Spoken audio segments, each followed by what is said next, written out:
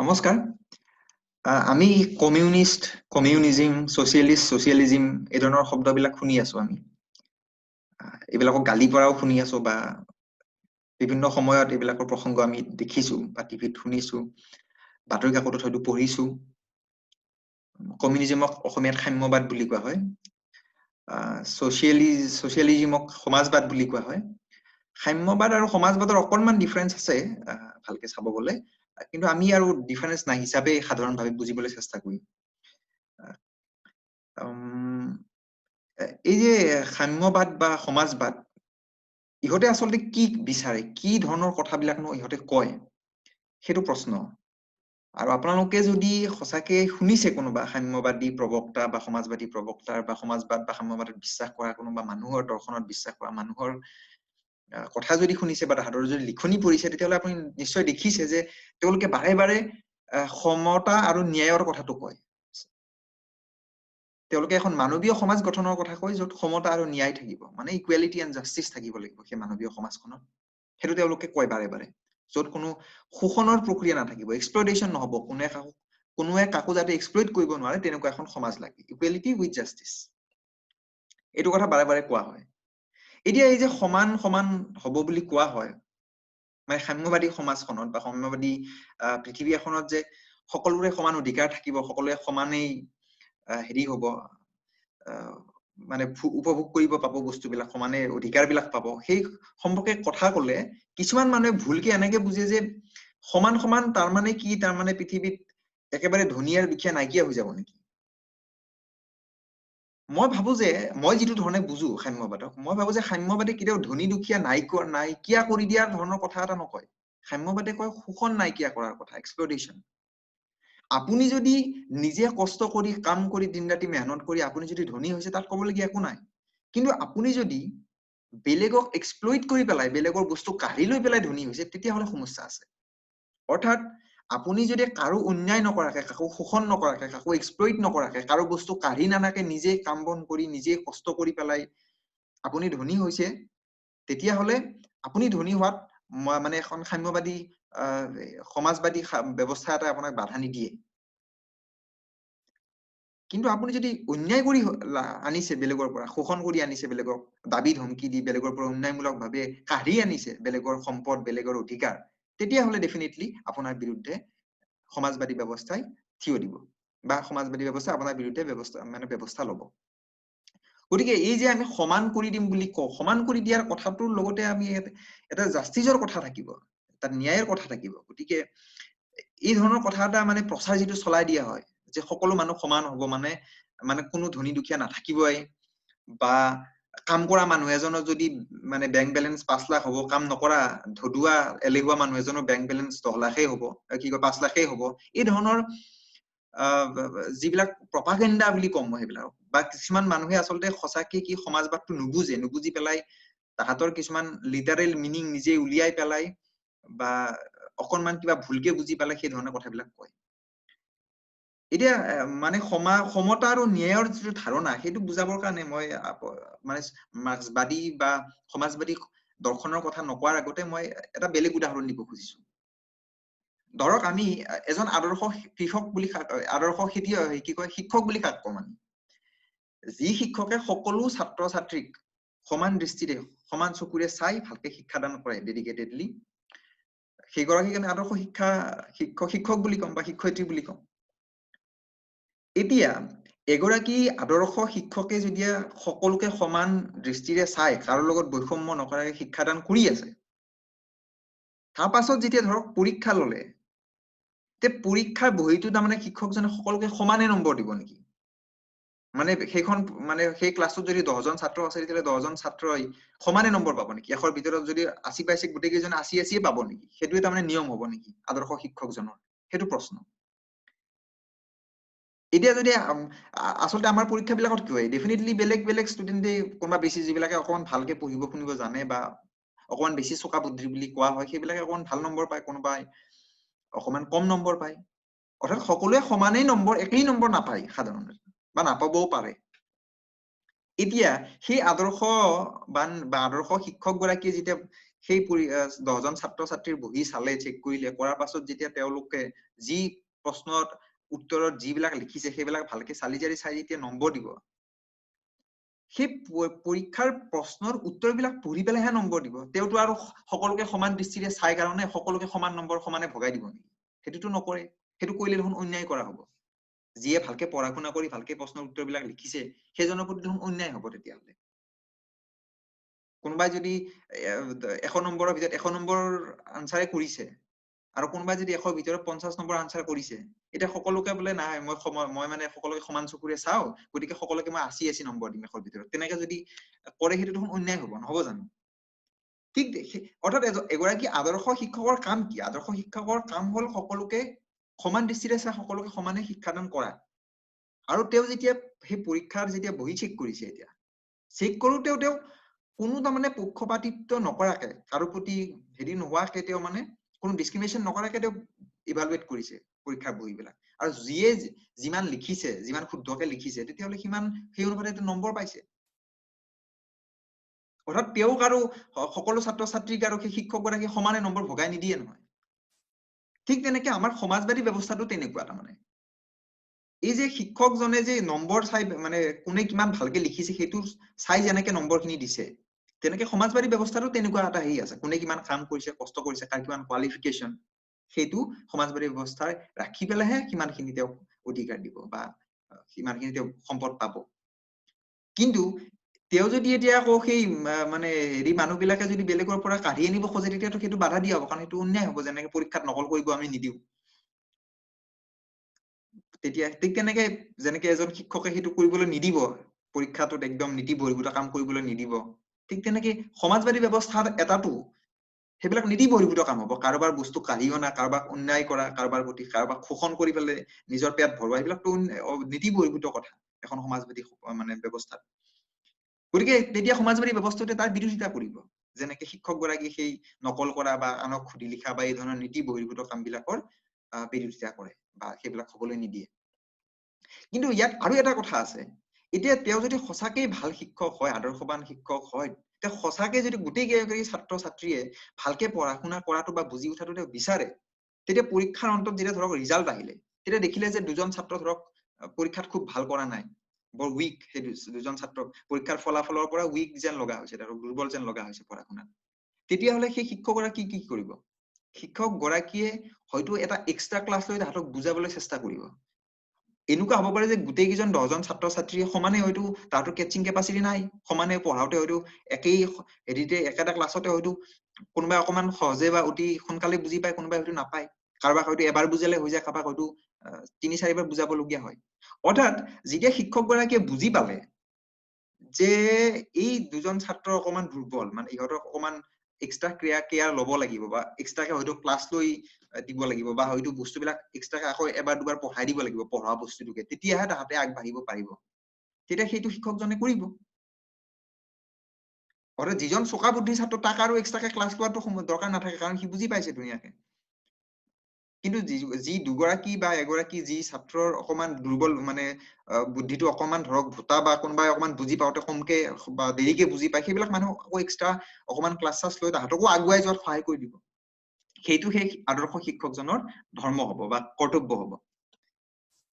অৰ্থাৎ এইটো affirmative action বুলি আমি ক'ব পাৰো কাৰণ যিখিনি মানুহ দুৰ্বল যিখিনি ছাত্ৰ ছাত্ৰী সঁচাকে অকণ দুৰ্বল বুদ্ধিটো অকমান কম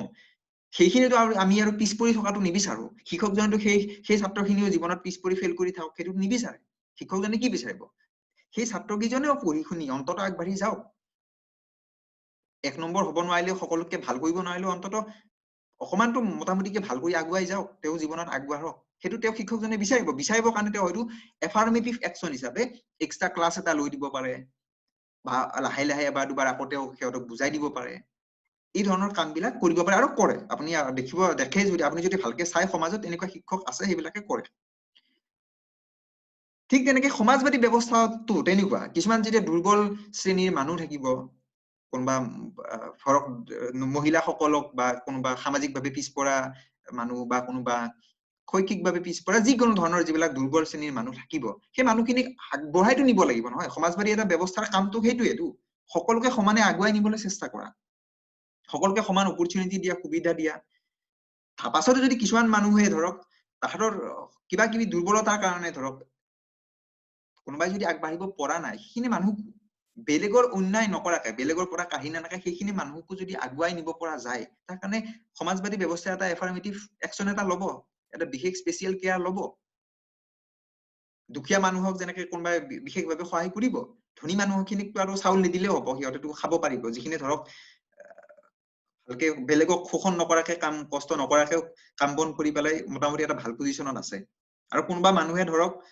ভালকে কাম কৰিব নাজানেই বা কাম কৰিব লাগে বুলি নুবুজেই, বা কিছুমান হয়তো নাজানেই এলেহুৱা কাম কৰিব, বিভিন্ন ধৰণৰ বিভিন্ন সংক্ৰান্তৰ মানুহ থাকিব। সেইবিলাক মানুহক এতিয়া এলেহুৱাৰ পৰা নি ভাল কৰ্মপটু কৰিব লাগিব, তাৰ কাৰণে বিশেষ পদক্ষেপ ল'ব লাগিব। যিবিলাক মানুহে ধৰক কাম কৰিব ভালকে নাজানে, তাহাঁতক স্কিল কৰাবৰ কাৰণে, শিকাবৰ কাৰণে আকৌ বিশেষ পদক্ষেপ হয়তো ল'ব লাগিব। কিছুমান মানুহৰ আন কিবা কিবি সমস্যা থাকিব পাৰে, বহুত দিন বছৰ বছৰ ধৰি বা হাজাৰ হাজাৰ বছৰ ধৰি তেওঁলোকক বিশেষভাৱে কোনোবা এটা ব্যৱস্থাই হয়তো তেওঁলোকক দমন কৰি ৰাখিছিলে বা শোষণ কৰি থৈছিলে, গতিকে সিহঁতে বহুত পিছ পৰি গ'ল। পিছ পৰি যোৱাৰ কাৰণে সিহঁতক আকৌ অকমান বিশেষ আগুৱাই নিবৰ কাৰণে আকৌ স্পেচিয়েলি কেয়াৰ ল'ব লগা হ'ব পাৰে। তো এই বিভিন্ন ধৰণৰ কথাবিলাক আহিব, আৰু সেইকাৰণে সমাজবাদী ব্যৱস্থা এটাই সেনেকে স্পেচিয়েলি তেনেকে কথাবিলাক ল'ব বা তেনেকে কিছুমান একচন ল'ব। কিন্তু সমাজবাদী ব্যৱস্থাই আৰু ধনী দুখীয়া চিন মুকাম নাইকিয়া কৰি নিদিয়ে। মানে আপুনি এতিয়া ধৰক 10 ঘন্টা ডেইলি কাম কৰিছে, 10 ঘন্টা কাম কৰি আপুনি 100 টকা উপাৰ্জন কৰিছে দৈনিক। এতিয়া কোনোবা এজনে ধৰক এলেহুৱা মানুহ, ধদুৱা মানুহ, তেওঁ বোলে নহয় 2 ঘন্টা কাম কৰিলে হ'ব, মই গুচি যাম। 2 ঘন্টা কাম কৰিলে 20 টকা উপাৰ্জন কৰিব। এতিয়া আৰু সমাজবাদী ব্যৱস্থা এটাই সেই 2 ঘন্টা কাম কৰা মানুহজনক আৰু আপুনি 10 ঘন্টা কাম কৰা মানুহজনক সমানে বেতন নিদিয়ে বা দিয়াৰ সপক্ষে ওকালতিও নকৰে। কিন্তু এই যে 2 ঘন্টা কাম কৰি যিজন মানুহ গ'ল, সেই মানুহজনে কিয় 2 ঘন্টা কাম কৰি গ'ল, সেইটো এটা বিচাৰ কৰিব লাগিব। তেওঁ এলাহৰ কাৰণে গ'ল, যদি এলাহৰ কাৰণে গ'ল তেতিয়াহ'লে তাৰ এলাহটো কমোৱাৰ কাৰণে কিবা ব্যৱস্থা ল'ব লাগিব। কাৰণ তেওঁ এলেহুৱা হৈ থাকিলে সমাজখনৰ বা তেওঁৰ নিজৰ ফেমিলিটোৰো সমস্যা হ'ব। গতিকে সেই ব্যৱস্থাটো ল'ব লাগিব। আৰু যদি তেওঁ এলাহৰ কাৰণে নাই যোৱা, ধৰক তেওঁৰ কাম কৰা ইচ্ছা আছিলে 10 ঘন্টা, কিন্তু তেওঁক 10 ঘন্টা কাম কৰিবলৈ দিয়া হোৱা নাই, কোনোবাই দিয়া নাই কাম কৰিবলৈ, অকল বেলেগ এজন মানুহকে 10 ঘন্টা কাম কৰিবলৈ সুবিধা দিছে, বেলেগ এজন এওক দিয়া নাই, তেতিয়াহ'লে সেই কাৰণটো ব্যাখ্যা কৰিব লাগিব, কিয় দিয়া হোৱা নাই। কাৰণ দিয়া সেইটো এটা ডিছক্ৰিমিনেশ্যন হ'ব। এজনক দিছে আনজনক দিয়া নাই, সেইটোতো ডিছক্ৰিমিনেশ্যন হ'ব। কিয় দিয়া নাই? যদি তেনেকুৱা কিবা ডিছক্ৰিমিনেশ্যন বশত, বৈষম্যৰ কাৰণে কাৰোবাৰ প্ৰতি হেৰি কৰি পেলাই ভাল ভাৱ লৈ পেলাই ইয়াক বেছিকে দিছে তাক বেছিকে দিয়া নাই, সেইটো যদি হয় সেইটো এটা অন্যায় হ'ব। তাৰ বিৰুদ্ধেও সমাজবাদী ব্যৱস্থাই মানে কিছুমান ব্যৱস্থা ল'ব লাগিব যে এই ধৰণৰ কাম কাজবিলাক নচলিব। সকলোৱে তেওঁ যদি 2 ঘন্টা কাম কৰা মানুহজনে যদি সঁচাকে তেওঁ যদি 10 ঘন্টা কাম কৰিব খুজিছে, তেওঁকো দিব লাগিব 10 ঘন্টা কাম কৰিবলৈ। অৰ্থাৎ এজনে পালে সুবিধাটো নহ'ব, তেওঁ পাব লাগিব। কথাটো হ'ল এনেকুৱা ধৰণৰ। এতিয়া কোনোবাৰ ছালখন বগা কাৰণে ইয়াক বেছিকে কাম কৰিব সুবিধা দিছো, ইয়াৰ ছালখন কলা কাৰণে ইয়াক মানে ব্লেক কাৰণে ইয়াক কমকে কাম কৰিব সুবিধা দিছো, তেনেকে যদি ভাবো তেতিয়াতো নহ'বগে। তেওঁৰ যদি দুটাৰ যদি কোৱালিফিকেশ্যন সমান, দুটাই যদি একেধৰণে কাম কৰিব পাৰে, তেতিয়াহ'লে দুটাক সমানে কাম দিব লাগিব। আৰু সেই যি কাম কৰিব তাৰ বিনিময়ত তেওঁলোকে সমান হাৰত আকৌ মজুৰিও পাব লাগিব। সেইটো হ'ল মানে মই বুজা মতে সমাজবাদী ব্যৱস্থাৰ যিটো মেইন ফিলচফি, মই তেনেকেহে বুজো। যেনেকে আদৰ্শ শিক্ষক এগৰাকীয়ে আৰু কাবাৰ মানে এইটোক চিনি পাওঁ কাৰণে ইয়াক বেছি নম্বৰ দিম, ইয়াক চিনি নাপাওঁ কাৰণে বেছি নম্বৰ নিদিওঁ। ইয়াৰ গাৰ বৰণ বগা কাৰণে ধুনীয়া কাৰণে দেখাত ধুনীয়া, মানে আমাৰ বগা মানুহবিলাকক ধুনীয়া বুলি কওঁ না আমাৰ টিভি বিলাকত, তো সি সেনেকুৱা কাৰণে ইয়াক বেছি নম্বৰ দিম, সি নহয় কাৰণে তাক নিদিওঁ, তেনেকে যদি ভাবে সেইটোতো হ'ল ডিছক্ৰিমিনেশ্যন, সেইটোৰ বিৰোধিতা কৰিব। কিন্তু এজন আদৰ্শ শিক্ষকেতো তেনেকে কেতিয়াও নম্বৰ নিদিয়ে। সি কাৰ গাৰ বৰণ কি, দুখীয়া ঘৰৰ মানুহ নে ধনী ঘৰৰ মানুহ নে কি, এইবিলাক একো নাচায়, চিধা চিধিকে প্ৰশ্নৰ উত্তৰ কেইটা চাব, যিয়ে যি ধৰণে ভালকে লিখিছে তেওঁক সেই ধৰণে নম্বৰ দিব। আৰু তাৰ পাছত যি ফলাফল হ'ব, সেই ফলাফলৰ পাছত যদি গম পায় কোনোবা সাংঘাতিকভাৱে দুৰ্বল শ্ৰেণীৰ ছাত্ৰ ছাত্ৰী আছে, তাহাঁতক হয়তো স্পেচিয়েল কেয়াৰৰ দৰকাৰ, গতিকে তাহাঁতক স্পেচিয়েল কেয়াৰ দি আকৌ আগুৱাই নিয়াৰ কাৰণে চেষ্টা কৰিব। সমাজবাদী ব্যৱস্থাটো তেনেকে হয়। আৰু সেইকাৰণে সমাজবাদী ব্যৱস্থাত কিছুমান বিশেষ শ্ৰেণীক, যেনে মহিলাসকলক আমাৰ সমাজ ব্যৱস্থাত কি হয়, বহু যুগ ধৰি পেলাই আমি দমন কৰি থৈ দিছো, আমি পুৰুষতান্ত্ৰিক ব্যৱস্থাত। মহিলাসকলক আগতে পঢ়িব নিদিছিলে, সম্পত্তিৰ ভাগ নিদিছিলে, তাহাঁতৰ নিজস্ব মতামত প্ৰকাশ কৰাৰ স্বাধীনতা নাছিলে। আজিও কোনো বেছি উন্নতি হোৱা নাই, অকনমান সলনি হৈছে বাৰু। সেইকাৰণে এতিয়া মহিলাসকলক আগুৱাই নিবৰ কাৰণে হয়তো আমি স্পেচিয়েলি কিবা একচন ল'ব লাগিব পাৰে, এফাৰ্মেটিভ একচন। ঠিক তেনেকে দলিত বিলাকক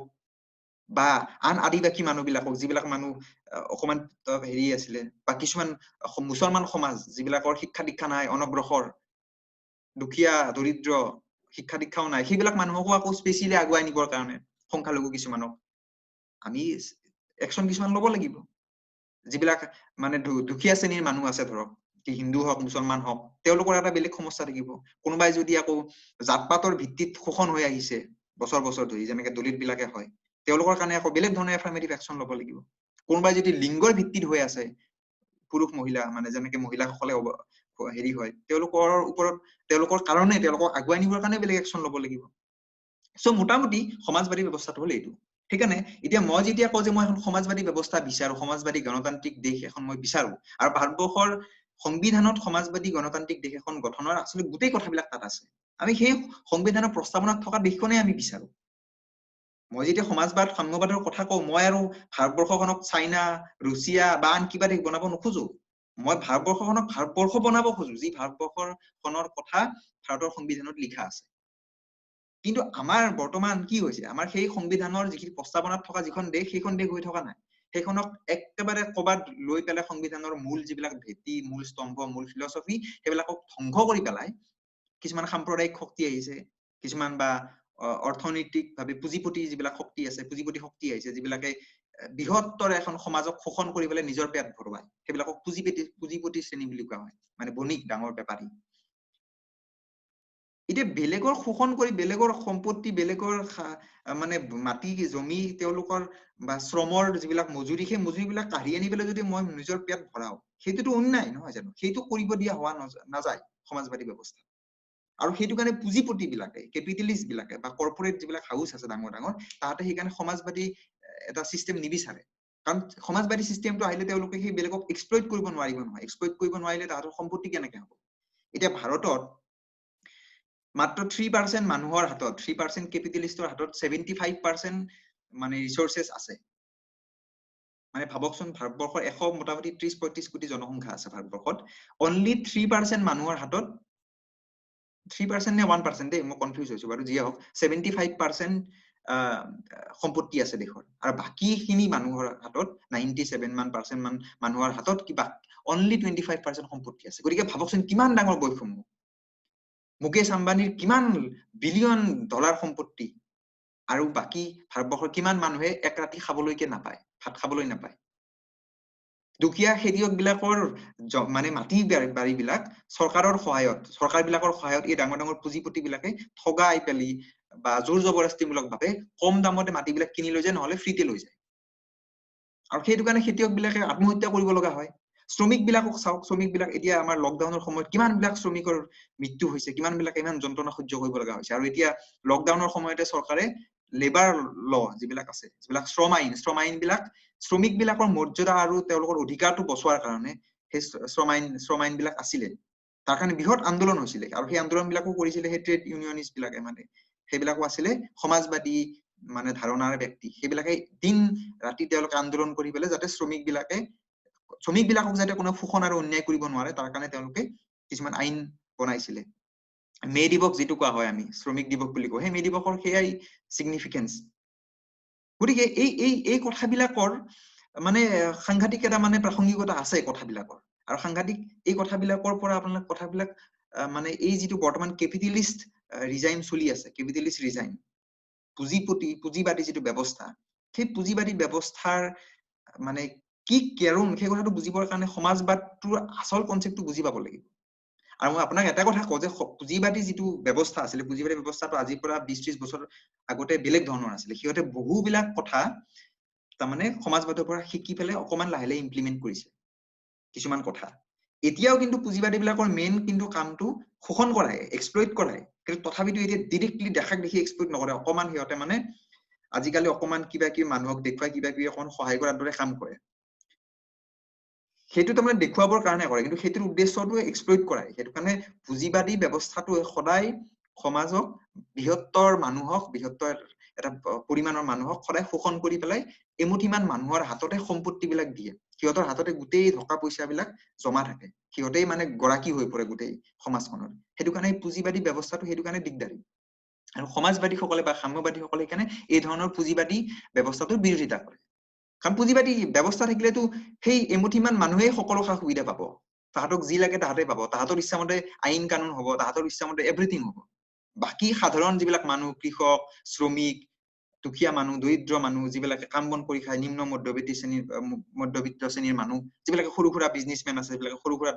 বেপাৰী আছে সেইবিলাকৰ জীৱনৰ কোনো মানে তাৰমানে সিহঁতৰ মানে হেৰি নাথাকিব মূল্য নাথাকে কেপিটেলিষ্ট বিলাকৰ সন্মুখত সেইবিলাক মাত্ৰ একোটা মানে কনজিউমাৰ সিহঁতক কেনেকৈ মানে সেই বজাৰখনত ইউজ কৰি পেলাই তাহাঁতক শোষণ কৰিবলৈ নিজৰ ৰাজভঁৰালটো ভৰাব পাৰিব সেইটোৱে তাৰমানে কেপিটেলিষ্ট বিলাকৰ মেইন এজেণ্ডা কিন্তু সমাজবাদী বিলাকে কি বিচাৰে সমাজবাদী বিলাকে এই কৃষক মানে শ্ৰমিক বা দুখীয়া দৰিদ্ৰ যিমান শ্ৰেণী আছে নিম্ন মধ্যবিত্ত পৰিয়াল যিমানে একদম তলখাপৰ পৰা সকলো ধৰণৰ মানুহে যাতে সমান সুবিধা পাই আগুৱাই যায় আৰু তেওঁলোকক যাতে কোনেও যিমান পাৱাৰফুল মানুহ নহওক সি যিমান ডাঙৰ ধনী মানুহ নহওক যিমান ডাঙৰ ৰাজনৈতিক নেতা নহওক তেওঁ যাতে কোনো কাৰণত শোষণ কৰিব নোৱাৰে সেইটো কাৰণেহে সমাজবাদীসকলে হেৰি কৰে মানে সংগ্ৰাম কৰে যুদ্ধ মানে মই সংগ্ৰাম বুলি কৈছো যুদ্ধ মানে মই বন্দুক বাৰুদ লৈ মাৰামাৰি কাটাকাটিৰ কথা কোৱা নাই সেই ব্যৱস্থাটো প্ৰতিষ্ঠাৰ কাৰণে আৰু আমি ব্যক্তিগতভাৱে মই সেইটো কাৰণে সমাজবাদত মই বিশ্বাস কৰো সমাজবাদত আস্থা ৰাখো আৰু সমাজবাদক সকলো মানুহে সমানে অধিকাৰ পাব লাগে সকলোৰে আত্মসন্মান সমানে থাকিব লাগে মই দুখীয়া মানুহ হলকতি মোৰ যদি আত্মসন্মানৰ কোনো মূল্য নাথাকে মোৰ যদি কোনো সন্মান নাথাকে এজন ভাল কাপোৰ পিন্ধি অহা মানুহেৰে সন্মান থাকে সেইটোতো এখন সমাজৰ কাৰণে ভাল কথা নহয় সেইটো কাৰণে আমি সেই ধৰণৰ সমাজত আমি বিৰোধিতা কৰো তুমি দুখীয়া হোৱা ধনী হোৱা তুমি পুৰুষ হোৱা মহিলা হোৱা তুমি উচ্চ জাতিৰ হোৱা নিম্ন জাতিৰ হোৱা যিয়ে নোহোৱা তোমাৰ সমানেই সন্মান আছে এইখন পৃথিৱীত তোমাৰ সমান অধিকাৰ আছে তুমি যিমান কাম কৰিছা কষ্ট কৰিছা তুমি সেইমতে তুমি ফল পাবা তুমি যদি বেলেগক অন্যায় কৰা নাই তুমি যদি যিমান কষ্ট কৰি তুমি ধনী হৈছা আগুৱাই যোৱা তাত সমস্যা নাই কিন্তু বেলেগক অন্যায় কৰিব তোমাক দিয়া নহয় তুমি যিমান পাৱাৰফুলে নোহোৱা কিয় সেইটোৱে হ'ল মেইন ফিলচফি আৰু সেই ফিলচফিটোত মই বিশ্বাস কৰো সেইটো কাৰণে মই সমাজবাদী বুলি নিজকে কওঁ আৰু মই যেতিয়া সমাজবাদী বুলি কৈছো বা সমাজবাদী দেশ এখন বিচাৰো বুলি কৈছো সেইটো মই অলপ আগতে কৈছোৱে যে মই কেতিয়াও চাইনা বনাব খোজা নাই ভাৰতবৰ্ষক বা কেতিয়াও ৰাছিয়া বনাব খোজা নাই বা আন কিবা দেশ বনাব খোজা নাই ভাৰতবৰ্ষ থাকিব গণতান্ত্ৰিক ব্যৱস্থাৰেই আমি সমাজবাদ আমি ইয়াত আনিব খোজো তাৰ কাৰণে যি আমাৰ সংবিধানত যিবিলাক কথা কোৱা আছে সেইবিলাক আমি বাস্তৱতে সমাজলৈকে যোৱাটো বিচাৰো সংবিধানত সাইন্টিফিক টেম্পাৰমেন্টৰ কথা কোৱা হৈছে সাইন্টিফিক টেম্পাৰমেন্টৰ হেৰিটো নাথাই আমাৰ সমাজত নাই আৰু সমাজবাদত আটাইতকৈ ডাঙৰ বস্তুটো কি সমাজবাদে খুব বেছি বিজ্ঞানক হেৰি কৰে শ্ৰদ্ধা কৰে বিজ্ঞানৰ আস্থা ৰাখে বিজ্ঞানকে নিজৰ জীৱন আদৰ্শ বুলি সমাজবাদীসকলে ভাবে কিন্তু কেপিটেলিষ্ট বিলাকে বিজ্ঞানটোক ব্যৱহাৰ কৰি পেলাই সেই লুটিব ব্যৱহাৰ কৰে তাৰমানে বিজ্ঞান আৰু প্ৰযুক্তিক মানুহবিলাক বেলেগ মানুহবিলাকক শোষণ কৰিবলৈ লুটিবলৈ ঠগাবলৈ অন্যায় কৰিবলৈ বেলেগক লুটি পুচি ধন সম্পত্তি আহৰণ কৰিবলৈহে ব্যৱহাৰ কৰে তেহেঁতৰ জীৱনৰ আদৰ্শ বা জীৱনৰ অংশ হৈ নপৰে সায়েন্স এণ্ড টেকনলজিটো তাহাঁতে বজাৰখনতে গুৰুত্বটো বেছি দিয়ে সায়েন্স এণ্ড টেকনলজিৰ হেৰিটোত দৰ্শনটোত গুৰুত্ব নিদিয়ে প্ৰডাক্টটোত গুৰুত্ব দিয়ে সায়েন্স এণ্ড টেকনলজিৰ ফলত যিটো প্ৰডাক্ট ওলাব সেই প্ৰডাক্টত কেপিটেলিষ্টে গুৰুত্ব দিয়ে আৰু সমাজবাদীসকলে সায়েন্স এণ্ড টেকনলজিকে গুৰুত্ব দিয়ে তাৰ প্ৰডাক্ট যি ওলাব সেয়া ওলাব প্ৰডাক্ট ওলাব কেনেকে প্ৰডাক্ট হ'ব কি ধৰণৰ চিন্তা কৰিলে সায়েন্স টেকনলজি আগুৱাই যাব সায়েন্স টেকনলজি আগুৱাই যোৱাৰ লগতে সমাজখনকো কিমান কেনেকে আগুৱাই নিব পাৰিব এই ধৰণৰ কথাবিলাক সমাজবাদীসকলে খুব বেছি গুৰুত্ব দিয়ে সেইটো এটা মূল কথা গতিকে মই এজন বিজ্ঞানৰ ছাত্ৰ হিচাপে গতিকে মই ডেফিনেটলি সমাজবাদৰ ফালে ধাবিত হমেই কাৰণ সমাজবাদী কথাবিলাক যদি বিজ্ঞানৰ সহায়ত বুজিবলৈ চেষ্টা কৰোৱাই বা বিজ্ঞানসন্মত দৰ্শনটোক যদি আঁকোৱালি ল'বলৈ শিকায় তেতিয়াহ'লে ডেফিনেটলি এজন বিজ্ঞানৰ ছাত্ৰ বা এজন বিজ্ঞানীয়ে ডেফিনেটলি সমাজবাদৰ ফালে ঢাল খাবই আনটিল এণ্ড আনলেছ তেওঁ যদি নিজেই বেলেগক শোষণ কৰি অন্যায় কৰি বেলেগৰ পৰা টকা পইচা লৈ নিজেই আগুৱাই যোৱাৰ কেৱল নিজেহে আগুৱাই যাব লাগে নিজেহে ধনী হ'ব লাগে এই ধৰণৰ যদি মানসিকতা এটা নাথাকে বা নাৰাখে তেতিয়াহ'লে ডেফিনেটলি তেওঁ সমাজবাদক ভাল পাব সমাজবাদক বিশ্বাস কৰিব সেইকাৰণে গোটেই পৃথিৱীৰ ইতিহাসত দেখিব গোটেই চোকা মানুহবিলাকে মেক্সিমাম মানুহেই সমাজবাদত বিশ্বাস কৰে তেওঁলোকে হেৰি হৈছে এতিয়া ডেফিনেটলি সমাজবাদটো কেনেকে কোনোবাই যদি বন্দুকেৰে সমাজবাদ প্ৰতিষ্ঠা কৰিব খোজে হয়তো ছাপোৰ্ট নকৰিব পাৰে যেনেকে মই নকৰো কোনোবাই যদি বন্দুক লৈ পেলাই সমাজবাদ প্ৰতিষ্ঠা কৰিম বুলি কয় মই সেই মানে সশস্ত্ৰ বিপ্লৱেৰে সমাজবাদ প্ৰতিষ্ঠা কৰাৰ কথাত মই বিশ্বাস নকৰো মই গণতান্ত্ৰিক পথেৰে সেইটো লাগে বুলি কওঁ মই সেইটো বিভিন্ন মতৰ মানে অকমান ভিন্নতা আছে সেইটো বেলেগ কথা কিন্তু সকলো মানুহৰ সেইটো হ'ল মেইন হেৰিটোৱে হ'ল যে তেওঁলোকে সমতা আৰু ন্যায়েৰে পৰিপূৰ্ণ এখন মানৱীয় সমাজ বিচাৰে য'ত কোনো শোষণ নাথাকিব কোনো অন্যায় নাথাকিব কোনো দমন নাথাকিব আৰু তাত ধনী দুখীয়া নাথাকিব বুলি কথা নাই ধনী দুখীয়া থাকিব ইন এ চেন্স কোনটো সেন্সত থাকিব যে যদি তুমি বেলেগৰ অন্যায় শোষণ নকৰাকে বেলেগক তুমি কষ্ট কৰি ধনী হৈছা বঢ়িয়া, তাত তোমাৰ আমাৰ ক'বলগীয়া একো নাই। কিন্তু আৰু অন্যায় কৰিবলৈ তোমাক দিয়া নহয়, যেনেকে আমাৰ ডাঙৰ ডাঙৰ পুঁজিপতি আম্বানী চাম্বানী বিলাকক চৰকাৰে সহায় কৰি দিয়ে, চৰকাৰী কোম্পানী বিলাক কিনিবলৈকে, চৰকাৰী মাটি ল'বলৈকে আমাৰ এইবিলাক সহায় কৰি দিয়ে নহয়, সেই কাম বিলাক নচলিব। মানুহৰ সম্পত্তি মানুহে পাব লাগিব, মানুহে সমান অধিকাৰ পাব লাগিব। আৰু তাত সেইটো কৰিবৰ কাৰণে ৰাজহুৱা সম্পত্তি যিবিলাক আছে, যিবিলাক ৰাজহুৱা অনুষ্ঠান প্ৰতিষ্ঠান আছে, সেইবিলাক শক্তিশালী হৈ থাকিব লাগিব। সেইকাৰণে সমাজবাদী ৰাষ্ট্ৰত ৰাজহুৱা যিবিলাক অনুষ্ঠান প্ৰতিষ্ঠান সেইবিলাক খুব শক্তিশালী। ৰাজহুৱা অনুষ্ঠান শক্তিশালী কাৰণে তাৰ মালিক কোন? ৰাইজেই মালিক, ৰাজহুৱা মানে ৰাইজেই মালিক, আৰু সেই ৰাজহুৱা অনুষ্ঠানতে ৰাইজে কাম কৰিব। যোনে যিমান কাম কৰে তাহাঁতৰ কোৱালিফিকেশ্যন অনুসৰি, তাহাঁতৰ এফিচিয়েঞ্চি অনুসৰি সিমানখিনি তাহাঁতে উপাৰ্জন পাব, আৰু কোনো বেলেগে তেওঁলোকক শোষণ কৰিব নোৱাৰিব। এইটো যদি কেপিটেলিষ্ট হয়, কেপিটেলিষ্টে এতিয়া যিটো নিজৰ কোম্পানী, গতিকে নিজৰ কোম্পানীত তেওঁ আৰামছে বহি বহি বহুত টকা নিজেই ল'ব, বাকী মানুহক খটুৱাই সিহঁতক যিমান কাম কৰোৱাব, সেই কাম কৰা হেৰিখিনিৰ 100% হেৰি নিদিয়ে, শ্ৰম নিদিয়ে, শ্ৰমৰ মানে মূল্য নিদিয়ে। 10 ঘন্টা কাম কৰাই হয়তো তাক 6 ঘন্টা বা 7 ঘন্টাৰ হেৰি এটা দি পেলাই বাকীখিনি তেওঁ নিজে ৰাখিবলৈ চেষ্টা কৰিব। এই ধৰণৰ বিভিন্ন ধৰণৰ মানে পলিচিছ থাকে, বিভিন্ন ধৰণে। আজিকালি দেখা দেখিকে এইবিলাক কাম নকৰে, আগতে দেখা দেখিকে কৰিছিলে। আজিকালি কেপিটেলিষ্ট বিলাক বুদ্ধিও হ'ল, সেইকাৰণে এখন মানে কয় নহয় হাতীৰ খোৱা দাঁত এটা আৰু দেখুওৱা দাঁত এটা, এই কেপিটেলিষ্ট বিলাকৰ তেনেকুৱা। দেখুৱাবলৈ এটা বেলেগ দাঁত আছে তাহাঁতৰ, অকমান বেলেগ। আজিকালি বেছি মানে এইবিলাক ধুনীয়া পোষ্টাৰ চোষ্টাৰ লগাই পেলাই আজিকালি হেৰি কৰে, যেন তেওঁলোকে খুব সহায় কৰে শ্ৰমিক বিলাকক বা দুখীয়া মানুহ বিলাকক, তেনেকে অকমান প্ৰচাৰ চচাৰ চলাই এডভাৰটাইজ দি, কিন্তু ভিতৰত কাৰবাৰটো সেইটোৱে চলে, শোষণৰ কাৰবাৰটোৱে চলে। আৰু সেইটো কাৰণে তাহাঁতে চৰকাৰ বিলাকক ফাণ্ড দিয়ে, চৰকাৰ বিলাকে আকৌ চৰকাৰ গঠন মানে পলিটিকেল পাৰ্টি বিলাকক তাহাঁতে ফাণ্ড দিয়ে, পলিটিকেল পাৰ্টি বিলাকে চৰকাৰ গঠন কৰি আকৌ ৰাইজৰ যিবিলাক সম্পত্তি সম্পদ সেইবিলাক আকৌ তাহাঁতক গতাই দিয়ে। তেনেকে তাৰমানে চলি থাকে, গতিকে সিহঁতে ধনী হৈ গৈ থাকে, ৰাইজ দুখীয়া হৈ গৈ থাকে। আৰু সেইটো কাৰণে আজি ভাৰতবৰ্ষত ইমান সমস্যা হৈছে, ইমান কম সংখ্যক মানুহৰ হাততে গোটেই গৰিষ্ঠ সংখ্যক ভাৰতবৰ্ষৰ সম্পত্তি তাহাঁতৰ হাততে আছে, বাকী মানুহৰ হাতত নাই। গতিকে মই কি বুজো সমাজবাদ মানে সেইটো কথা মই কলো, কাৰণ মোক বহুতে সুধি থাকে এই কথাটো, আৰু বহুতে ভুলকে বুজে, মানে ভুলকে কৈ পেলাই সেইটোক মানে নস্বাত কৰি দিব খোজে। গতিকে মই মোৰ ধৰণে সমাজবাদক কি ধৰণে বুজো সেইটো মই আপোনালোকক কলো। বেলেগে হয়তো বেলেগ ধৰণে বুজিব পাৰে, মই নাজানো, মই মোৰ দৃষ্টিভংগীটোহে কলো। ধন্যবাদ। আৰু আজি ইমানতে এৰিছো, আকৌ পিছত কেতিয়াবা আকৌ এনেকুৱা ধৰণৰ কথা আমি আলোচনা কৰিম। ধন্যবাদ।